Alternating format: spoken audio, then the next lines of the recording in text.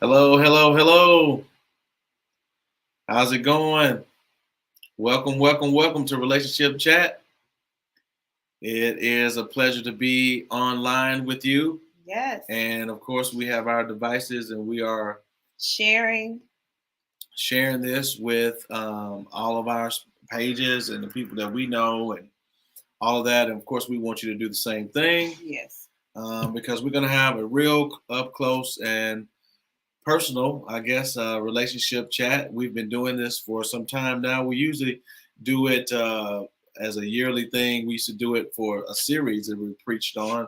Yeah. But now that we're have ministry virtual now, we decided to take it virtual. So here we are. We're going to be talking about part two of habits of healthy relationships. Yes. So definitely share this out. Share this with now. Although it says it's a relationship chat. This is for any type of relationship. So nobody is excluded from this. Everybody's in a relationship of some sort, whether it's parents, children, co-workers, spouse, intended spouse. So share this out with all those you know so that they can watch and enjoy and learn some things tonight right along with us. Yes, and so we're definitely going to talk about some stuff. But if you have any questions, that arise, feel free.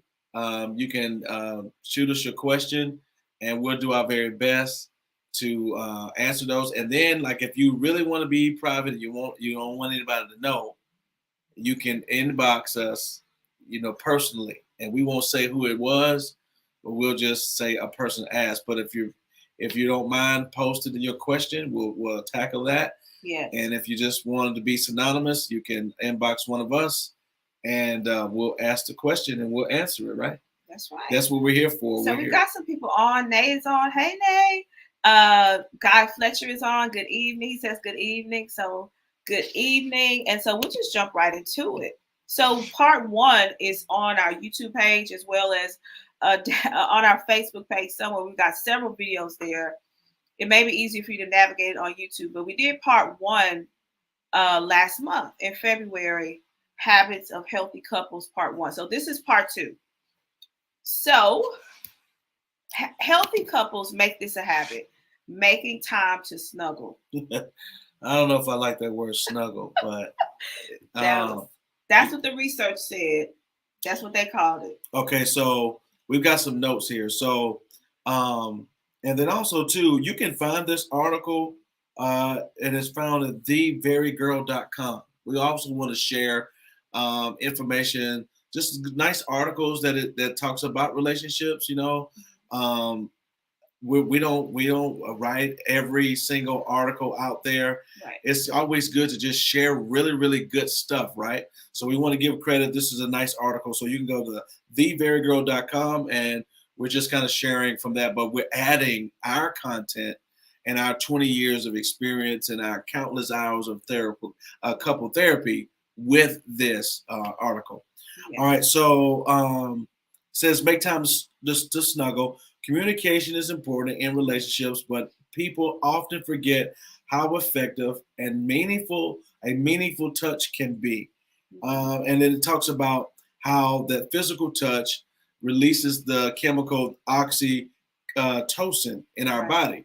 And the oxytocin drug is also called the love drug because it makes you feel all warm and fuzzy, but it's also the brain's natural response to help support physical pain, support your immune system, and helps deepen intimacy.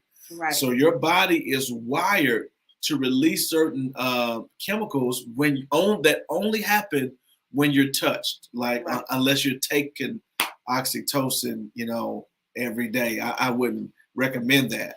But there's a release that you get when I touch you, right? Right. And then we've read before, we know that healthy people are considered to get 7 touches a day. Correct. So, I mean, think about that. When was the last time someone touched you? right? Especially with this pandemic, and you don't want to know why people. There are a lot of people going through, and it's just like, well, the pandemic is just winding down, and when things are getting back to in person stuff like that, but people still feel funny. You know why? Because we went several days, a lot of us, without being touched. Correct. That's right. Right, and you got to be touched, right? Yeah. And we got to get back to touching. Yeah, it's normal, it's natural, it's the way that God created us to be hugged and touched and all of that good stuff. And so healthy couples touch occasionally.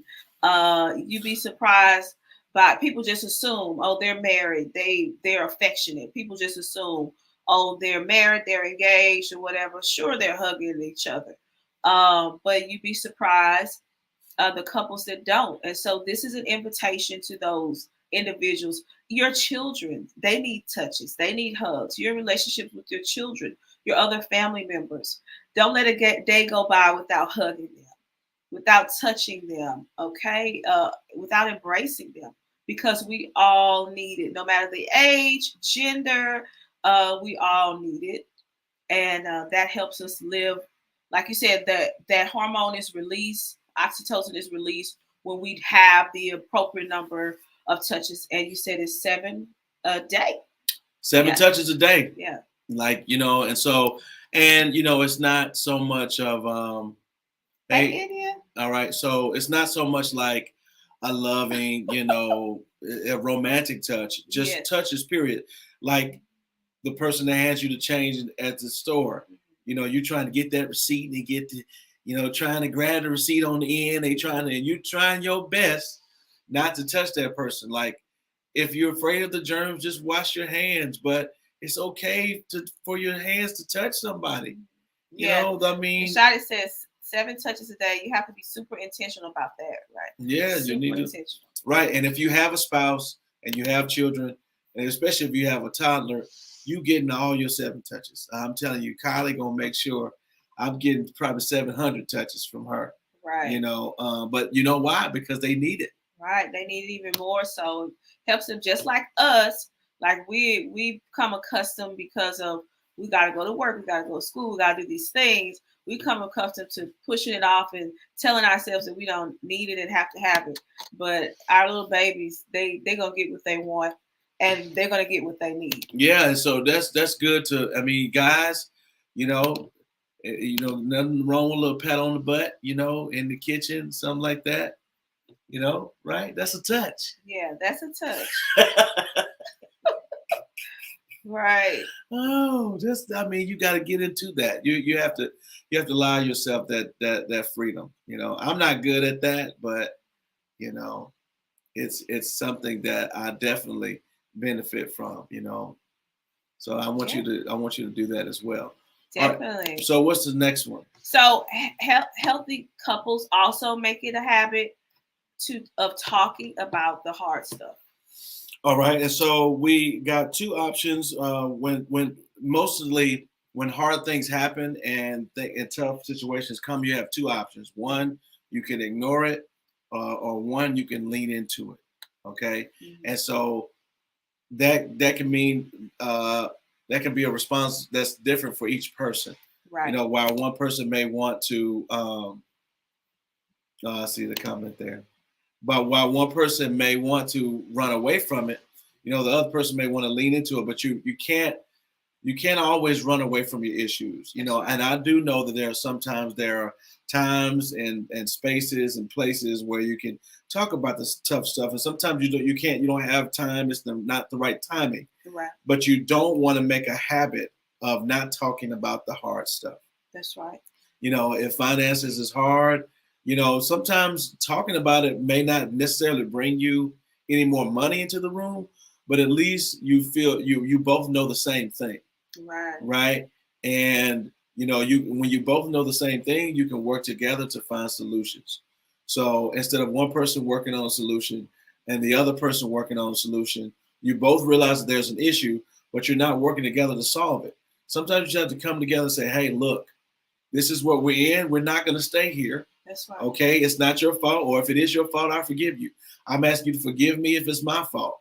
Right? But we cannot stay like this. We're going to have to do something for the next couple of days What are we gonna do? Okay, that's what we're gonna do, and we're gonna go after it. We're gonna put it in play, and let the solution come to you. But you have to talk about it in order for you to get to that point.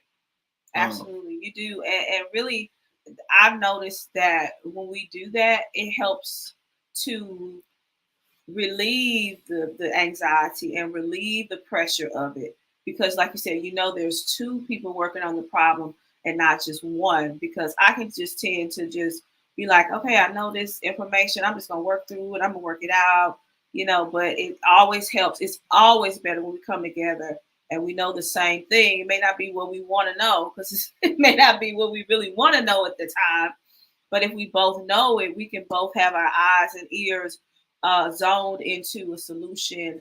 He could hear something, uh, see something, learn something because of the places that he goes.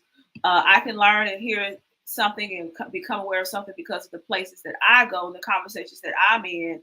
But if the other person doesn't know what's happening, then they can't be a part of the solution. Right. So it certainly helps when you do that. Yeah, and then respect the timing. It's not always late at night. When you're tired, you're frustrated, when you're hungry, in front of people. Yeah. Them they may not be the best places. Right. But you do need to say, well, let's talk about it tomorrow. Let's talk about. Let's go for a walk. Let's ride down to the pier, or let's go somewhere, and we can talk about it then. And give your sometimes, and sometimes your spouse wants to talk about it, but you don't. But give them that moment. They want to get it off their chest, and so we're telling you that healthy couples do that. Yes. Healthy couples do not go around without problems. That's right. They talk about the problems that come their way. That's how they remain healthy. Exactly. Right? It's not that they never have any issues. Right. It's that they're willing to talk about them to get to the next level. That's so true. Fantastic. All right. Another thing that healthy couples make a habit of doing are setting boundaries. Setting boundaries. So you got to realize that boundaries are what the set space between you, where you end and another person begins. And so you need to be able to set those boundaries in different areas of your life. And so we've got in our notes like physical boundaries. You usually think about that in dating. If you're dating someone and they're, you really, really like them and they really, really like you. And when two people get together, they really like each other. Natural things happen.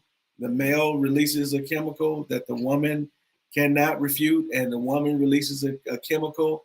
Those, they call them pheromones. And if man could put pheromones in a bottle, right, he would be a millionaire. But it's just a chemical that's just of your makeup, and a man can barely resist it. It's the way God made it. All right, when two people come together, but if you don't really know that person, you have to set a boundary. So whether you feeling me or not, this is as far as you can go until we find out more about each other, or until we get a higher level of commitment. Right. Another boundary we can set as far as that is also we put digital, right? So like social media or your phone, set a boundary around your digital spaces. You don't want, it wouldn't feel right to have your spouse or even a person that you love just be able to take your phone and go through all of your messages or go through all of your accounts or whatever. And it's not that you're hiding anything, but that makes a person feel like exposed, like you're judging me, and you want to make sure that's a boundary. Yes, my wife she knows the code to my phone. I know the code to her phone. If she needs to see my phone for something, I don't get nervous. I give it to her, but I don't think she doesn't have a desire, at least I don't know, to just go through and just look at everything, because that's a boundary there, right? You have conversations going on with people, and you got to learn how to respect that. She trusts me and I trust her. Is that right? Yeah, definitely. And I think that speaks to the idea that even though you're a couple, even if you're a married couple, you're still an individual entity. Right. Right. You're still an individual entity, and you should respect the other. We have to respect one another's individuality. Like we can't merged so much that we Right. don't have our own thoughts anymore, our own ideas about things, because the way we complement each other is through our differences, and our individuality is what causes us to be a better couple. Right. Not when I just take on all your thoughts and take on all your opinions and let you become me and I become you. So absolutely, that trust has to be there. And then also the way you let others approach you. And like I will say that about the digital boundaries. Are we having conversations with people that our spouse wouldn't approve of inside of DMs and messages and things? No, we shouldn't. Right. Healthy couples don't do that. There's a line that we draw with communication with male, female, whatever. So if a guy inboxes me, he knows about it as soon as it happens. Like it, maybe, Right. It just, if it's anything gets weird. Yeah, if it's anything that feels weird or something, hey, somebody inboxed me and that happened. What they said was a little off-putting. I just want you to know about that. This happened to me just the other day, and this is the first time it ever happened since we've had cell phones. I got a text message from I think one of those bots, and it was this lady on there. She was fully clothed. It wasn't anything, revealing, but it was a lady that I didn't know. It was like, hey, I'm looking for a good time tonight. I said, what in the world? And I'm just like, hey, look at this. She was like, just block him. And I blocked him, but I'm like, man, I'm glad that she was sitting here, and I was going to block it anyway. But I'm saying, like, just little stuff like that, you don't want to have your spouse thinking the wrong thing. So just keep that communication open, and just, trust each other, right? Don't jump to conclusions, but trust each other. And then especially, too, I want to talk about that social media. That's another thing that we journeyed through together. Well, of course, my wife is a big social media. Most women, I can't say most, just in our relationship, my wife is more into social media than I am. I do use social media. I do use it. But if we had a competition, she would be the winner. And, most of my social media, if you follow me, it's either my church, my messages, just little stuff like that, right? And then with hers, it's a little bit of church, it's a little bit of business stuff, but she puts more personal things on there, the pictures of the kids, pictures of us and stuff like that. And, we had to have this conversation because she was like, you never post, you don't have any of me. I'm not on your social media at all. You got to take pictures of me and it's got to be me and you. And I'm like, okay, I understand what you're saying, but that's just not me. Like I don't post anything about myself. And so we had to learn what those boundaries were. I had to try to take, her word for it and learn from her and say, hey, that's important to me. I want to be seen on your pages. So that's good, and then at the same time, she had to say, hey, he may not post as much as I do, but that doesn't mean that he doesn't love me or that he's ashamed or anything like that. Those are the kind of conversations that you do need to have. And there's no right or wrong. You respect your spouse. And if she gives you a challenge or if he challenges you to come up in the area, accept the challenge, right? And get better. That's right. Yeah, definitely. You are not on. You don't probably post that much, but I post not all. Yeah, time, I try to, but man, if I do, it's and everybody's not into that, and that's okay. Yeah, I try to. I'm getting better. Yeah. We posted it. You know what? This past Sunday, I said let's take a selfie, and I didn't even post it. You ended up posting it. Remember? Yeah. But it was. Why didn't you post it? But I forgot. I'm saying I wanted to take the picture. I was like, it was my idea. Give me the credit. Right, and I turned it into a reel. It's pretty cool reel. Yeah, it's good. But I got completely forgot to post it. And that's complete. That's okay. Yeah, that's okay. Honestly, if we can be real honest and transparent, I had a friend who her husband never put her on his page, and that's when I asked you about that. Like, and then that marriage. Then that made you go and look. I said, now the handwriting was on the wall. She was never on there. Right. So you would go look at dog. That's not fair to assess those like that. But I'm just saying, I had a moment. I said, now you know what? She wasn't never nowhere on that page. No, see that. I should have known something then. No. Where am I? Am I on your page? Yeah. Then she gonna try to attack me with that. Put me on that page. Yeah, today, that was right now. that was a few years ago. That was a few years ago. But yeah, I remember that. I remember that. So we Yeah. had to learn those are boundaries. Yeah. The healthy couples. We talked about it, and Yeah. like I It's said, not necessary though. That doesn't mean you don't love a person or anything like no. that. I was just saying, like, when you have a close somebody that you just didn't see it coming as far as a separation or a divorce, you just start looking for answers. And then new relationship, if you knew, like that is something you need to talk about. Like if you all are a couple, we talked about this before. Are we posting that we're a couple? Or are we not? Are we posting up? Right. When this picture go up, everybody that's watching me gonna know we together. Right. You have to be ready for that. You need to talk about that. Don't just take a picture and then you post it. And he was like, I wasn't ready for that. It's like, why are you ashamed? And you trying to trap him the whole time. You're trying to let everybody know he yours without his permission. Yeah. Like, don't do that. Like, talk about that and respect each other's space when it comes to that. Absolutely. Absolutely. All right. Love it. All right. Just a couple more. I think.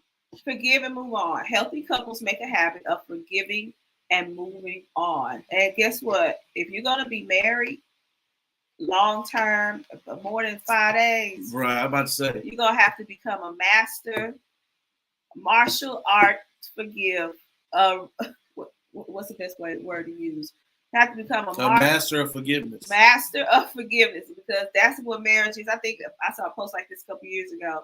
Marriage is forgiving every day. Okay, I'm sorry. I'm sorry. Said I'm sorry every day if you have to, because that's just how it is. Yeah, you got to be willing to forgive and move on. Yeah, you have to do it. If you're, and then too, it's good to not just forgive and not just move on, but that you do both. Forgive and move on. You can forgive this person, but now you don't trust him. I forgive you. But you're not going nowhere else by yourself. No. I know you didn't mean I know this, but you're not going to do that ever again. That's not moving on. Right. That's not moving on. You have to forgive and move on from it. That means that you give them another shot at it. Yeah. Right? And give each other a chance to grow. There was a lot of that with us because we got married so young. It was like 21, 22. Yeah. That was young, and you growing up together. You had this thing figured out. Like, I never been a wife before. I don't know what that is, so there was a lot of that. It's a learning curve. You want to give each other an opportunity to grow. So that's where the perpetual forgiveness and moving on comes in at. And I didn't know to do certain things. I didn't know that, or I didn't know, maybe I didn't know to do it. I didn't know what his expectations were. You're learning all of that as you grow and go. And so there's a lot of that, a lot of forgiving and moving on. Yeah. And, it's going to take some time. And I'm not saying when we say forgive and move on, we're not saying suck it up and keep going. Oh, no. But we're saying that you have to make a conscious effort. And you're going to forgive. You love them, right? So you got to make it up in your mind that you're going to forgive them. You're getting there. You may not be ready just yet, but you already know, hey, I just need a little extra time. I just need a little bit of extra, a moment with myself to kind of get through this. Let's talk to someone else about it. But ultimately, you want to forgive them, because guess what? You cannot live a life holding on to that grudge and holding on to that contention. That's going to make you sick. Yeah. That's going to stink up the whole house. The kids are going to feel that. The dog is going to feel it. The plants are going to feel it. I mean, everything in your space is going to feel that tension every single day. The pizza delivery guy's going to be like, man, it's something going on when I'm delivered that place, because when you're living in contention, that's how, and I'm not talking about anybody, but that's how couples end up sleeping in different beds. Yeah, they're contention. And they become comfortable with it. Right. And guess what? You become so comfortable with it. It's like, you know what? Now I prefer my own bed. Like, y'all giving each other a kiss and a hug, say, see you in the morning, and you go in your room and he go in the other. No, we know that's the time to connect. That's the time to, for those touches, catch up on the touches and all of that. All of that's a part of forgiving. Sometimes a kiss or a hug or something like that, or just a pat on the head or kiss on the forehead will do more than words. when it comes to forgiving. Yeah. And so you got to use all of those things and be willing to see yourself to the forgiveness, right? Yes. You got to do it. I tell you what, it's something. Spend time apart. They spend time apart. That's a good segue there. Yeah. So we can talk about that. Just now, it's been probably 5 years, 5 or 6 years, maybe a brief time in 2020 or 2019, but for the most part, since 2016, we've been full time. Yeah. And we've been working together. We both had jobs. If y'all follow us at all, you know, we both had jobs as therapists and school system, and we just switched. One was working for as a therapist, and the other was at the school system. Then we switched, and then I went to the school system, and she went to a therapist because we hold similar degrees and stuff. And so it was just like we were always busy. And I was working as a part-time adjunct teacher at ITT Tech, and then you picked up some at Remington College, and you know we were just like coming and going. But then we started working together, and we work together every day now, and I enjoy it. But it's not. It's not a but. It's not a but. I heard it. I heard you. I heard that pause. I heard that pause. I was gonna say is I enjoy it. No. But no, it's not. But I know for how many years we've been doing 16, 17, 18, 19, 20, 21. This 2022, we're working together every day for 6 years. Every single day. Every day at home. And it is not for the faint of heart. No, I'm just kidding. So what we do is... Let me finish what I was going to say. Go ahead. Okay, so I enjoy the time together. We eat breakfast together. Most of the time we eat lunch together. Sometimes we're separated by lunch or whatever. Mm-hmm. But I'm talking about we together. Like she takes up the whole office. So I don't have a way to... I got to work on the couch and stuff like that. You know, she take up the whole everything. But, you know... some kind of way, like there comes a time like in the evening time or something like that, where she'll be putting the baby to bed or she'll be, you know, in the room reading or something like that. And I'll find another spot on the couch, or I might come here in the office or something like that. And I might scroll on my phone and we're separated and an hour or two might go by. Right. And it's okay. It's not like I know she's mad in there or whatever. We're in the house. Yes. And the kids are, you know, going back and forth between us two, and we're in two different spaces, but we've been together all day. Right. And I don't want to leave. It's like I want to get out of here. It's like, but I'm separate. I'm going to spend some alone time. And another thing too, I've done this for several years. I'm an early bird, so most of the time when I'm not really, really sleepy, I will get up as early as 5, sometimes earlier than that, 4 o'clock in the morning, and that's my alone time. Right. Nobody's up but me. So I get to walk around the house. I get to scroll on my phone, read different things, like no interruptions whatsoever. It's quiet. That's my time. Right. She's a bit of a night owl, so sometimes I go to sleep and she'll be up, you know, doing her thing. It's not for me to get upset because she won't get up, or she to get upset with me because I go to bed early. We just have learned how to appreciate that time apart. Right. You know? Right. Take a girls' trip if you need, whatever it takes. Now, see, hold on 1 second about these girls. I'm not condoning a girls' trip. That's not what I'm saying. That ain't got nothing. That ain't got. You are condoning it. With number 10, spend time apart. That ain't got nothing to do with nothing. We talking about in the house. You apart. You go to the store or something and go, you know, shopping. I mean, to the grocery store, not to the mall. And to the mall. Like to the mall we go. And then sometimes I have to go preach at different places. Yes. And I'm gone. That's different time of spending time apart. Yes, you know? Indeed. And don't make your spouse feel bad because you have to spend time apart. Talking about, why you got to go there? And, you know, and she used to do that. Let me just tell on you. Now, when she goes on a girls' trip or when she goes somewhere, she's like, come on, babe, go with me. I said, no, I'm not going. Go ahead, do your thing. You know, we miss you. I hold it down when you go. But when I go somewhere to minister and preach, Now, why you got to go every year? You got to go to their conference and you got to go that is not true. You got to go. You can't preach everywhere. That got me feeling bad because people want to hear the word. I got to go minister. I got to go preach the word. You got to go minister. Why are you doing this tonight on here? That's what you try to make me feel bad. I'm like, we just spending time apart. I have to work. I have to go. No, you want me to make you feel bad. That's you pulling on me to say those things. No, I'm not doing that. It's like you. I'm leaving. You gonna miss me or what? So then I have to conjure up something because I want you to feel special. So then I say, well, why you gotta go? You gotta go. You gotta go to that. So that's what you are giving out. You send it out like, why don't she care that I'm going out the door? So then I say those things. So that's how they go. No, that's not how it goes. That's not how it goes. Last one, y'all. Last one. We are cutting up. Number 11. Oh, look at the comments real quick. Oh, comments blowing up. Yes, spend time apart. Appreciate time. Why no girls trip? Thank you. The people want to know, Reverend. Why no girls trip? Girls trips are life changing.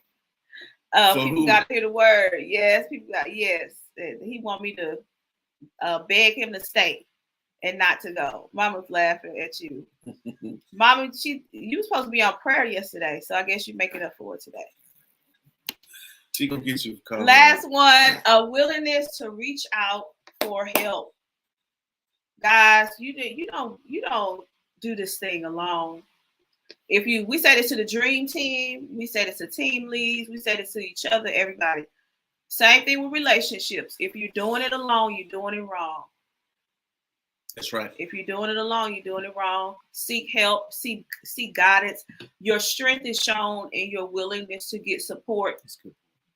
We're talking marriage, we're talking a family, we're talking leaving a legacy. You need a band of support around you. And these types of conversations is you chiming in and getting that band of encouragement, that band of support that it takes to really be successful inside of a relationship, to really have a long-lasting relationship. Yeah, and if you're not willing to, first of all, there's nothing new under the sun. So somebody's gone through, or first of all, somebody's gone through something worse than what you've gone through.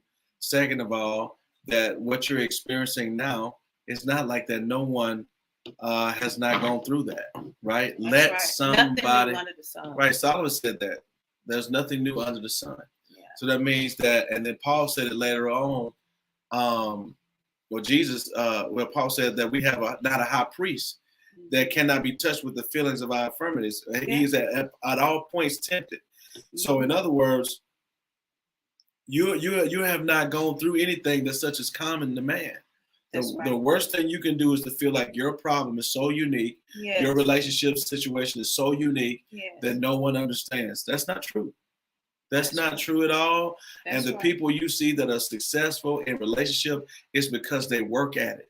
It's not because they're so special. That's right. It wasn't because they were dealt this perfect hand of cards and all this, and they just so perfect for each other and all that. It's no such thing. You got two worlds. You got two tornadoes coming together from different parts of even if you grew up down the street from each other, still you got two households, two completely different worlds that were already doing their thing, saying, hey, we're gonna come together and do this thing.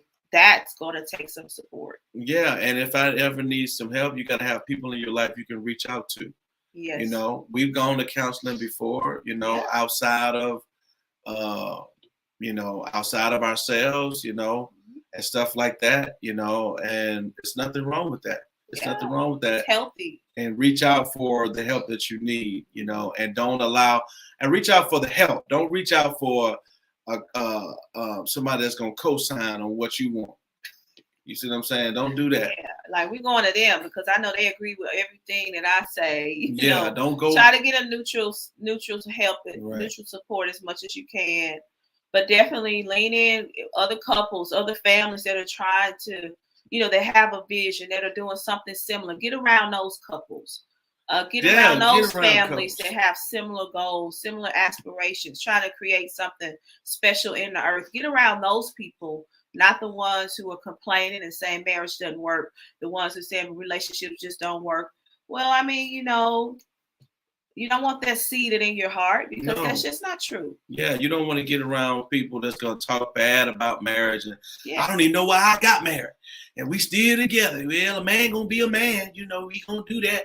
You don't need to be around those people. right, They're not helping you. right, They're not helping. You need to be around people that say, hey, marriage is tough, but I love it. We're gonna stick it out. I right, love him. I love her. We're gonna stay together. right. What did you do? How did you change it? What? That's the kind of stuff that you need to be around. If Yes, they're talking about their spouse to you and you have a problem with your spouse, you got the same problem, that's when you need to get your hat and your coat and you need to get out of there. You need to lead them at right where they are.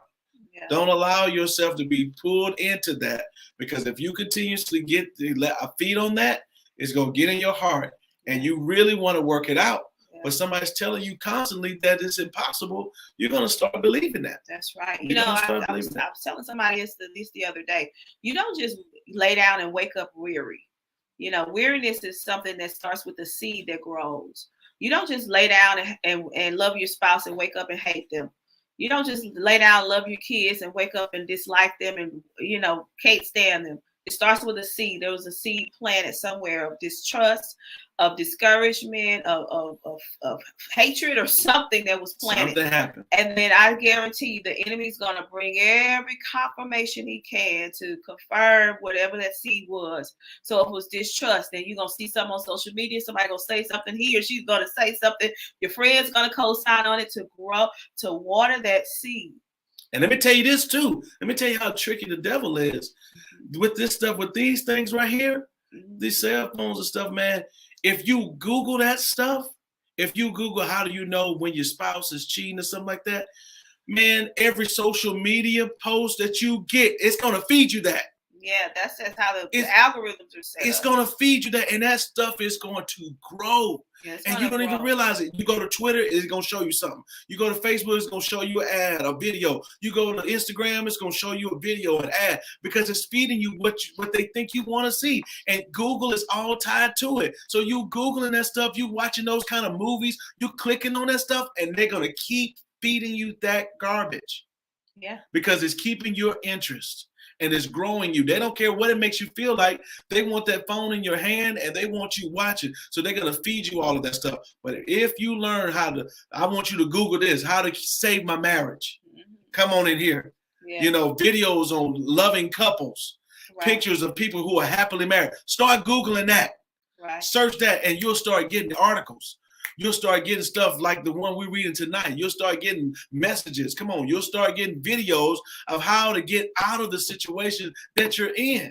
Come on. I'm going to help somebody tonight. That's right. I'm about to start preaching already. Yeah. Since you're preaching, I got a scripture.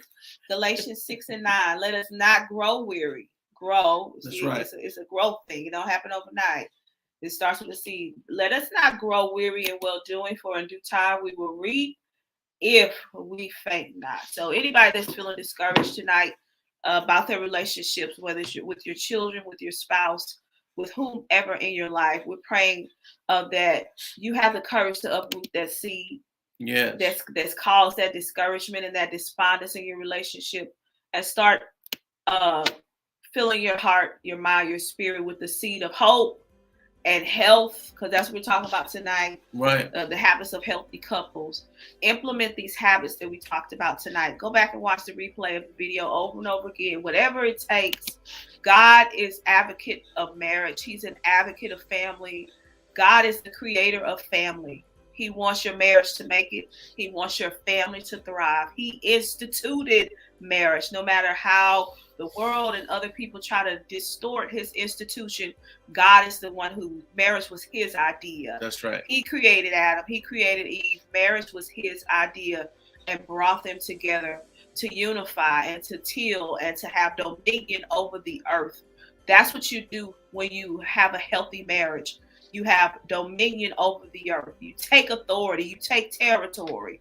That's what happens when you have healthy relationships with your children. You guys get to come together and take authority and take dominion in the earth, move some things, shift some things, shake some things. So God is an advocate at all times for healthy marriage, healthy relationships. And we believe and in agreement with you that all of your relationships are healthy. Amen. Absolutely. And so, of course, we have enjoyed this time, sharing. If you have a burning question, you can do that. And while they're doing that, we can, yeah, somebody's clapping. All right. We can share with them about the opportunity to give tonight. But we're also taking any questions real quick. We don't have to be on here long, but we definitely don't want to leave someone. If you had a question, we can help you real quick. But of course, this is an opportunity of Restoration Place Church. We're providing this, but it's a product of RPC. Our goal as a church is to minister to all parts of our human experience. So we have something for men, we have something for women, we have something for couples, we have something for teenagers and children, because that's all of what's represented here in this human experience. And God is our Father, and as a church, we want to represent that. We want to give you the godly perspective on all of those areas. And so tonight it's about couples and relationships. And we're here to share that. And so when you give, you're giving to that entity, a church that's dedicated to the total man, the total woman in every area of your life. We talk about finances. We talk about all parts of your life. We want to make sure that you're flourishing in your relationships in every part of you. And so whenever you give, you're giving to fuel that a ministry like that. Yeah, you give it to expand the kingdom. Guess what, guys? We're planning a church in Mobile, Alabama. It's coming soon. And so tomorrow night, we've got an interest mixer happening. That's right. Mobile, we're coming your way.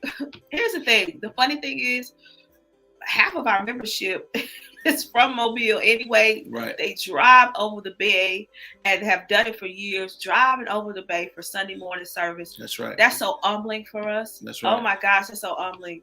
And don't stop. Don't stop. Don't stop doing it. Don't stop doing it. But we are RPC is preparing to put a church on your side of the water. So you can just drive a little bit shorter to church, but have the same power-packed experience. So that interest mixer is happening tomorrow night in Mobile at 6:30 p.m. 6:30. And so go to restorationplacechurch.org, and somebody could drop that in the chat. restorationplacechurch.org/RPC Mobile. /RPC Mobile. There's a link there that you can register so that we can prepare to see. It's going to be some food and fun. Pastor's going to share the vision for their location, tell you what he has in mind and what God is downloading to him regarding Mobile, Alabama. RPC Mobile is coming sooner than later. So Mobile, we'll see you tomorrow night. That's right. I can't wait to share the vision with you, and can't wait to connect with you and hear what God has to say for RPC concerning the city of Mobile and surrounding areas. Yeah. Somebody say woo woo. Okay. Yes, woo woo. Mobile is ready. Charmaine says, "Good evening, lady pastor." Yes, Charmaine's gonna be there tomorrow night. Mobile, we coming your way. We love you so much. She dropped the link there, so the link is there. Go register now and meet us tomorrow night. For that interest mixer, to tell you all about the vision for our campus in Mobile. All right. Yeah. So I guess that's it, isn't it? We've shared some great things tonight. Yeah. We hope and pray that you all have enjoyed this time. We certainly enjoy it. It helps us. When we go over these things that we study, we check ourselves with it, and then by the time we give it to you, it's because we've consumed it ourselves, and we share it as through our lens of 20 years of marriage and couples therapy. We want to give you God's best tonight, and that's what we have done. And we hope you have benefited from this a great deal. Right? Amen. Look forward to the replay. All right. Awesome. Love you guys so much. We will see you next month for another relationship chat. All right. God bless you, and we'll see you next time.